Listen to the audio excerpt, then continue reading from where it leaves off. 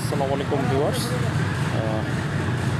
আমাদের ECP concrete block দিয়ে আরও একটি নতুন লোড বেয়ারিং ওয়াল স্ট্রাকচার নির্মাণ করা হচ্ছে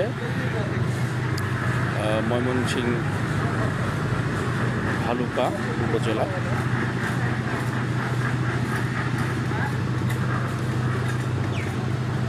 এখানে প্রবাসী জনাব মোহাম্মদ ইকবাল ভাইয়ের এই একতলা লোড বেয়ারিং ওয়াল স্ট্রাকচারটি আমরা নির্মাণ করছি।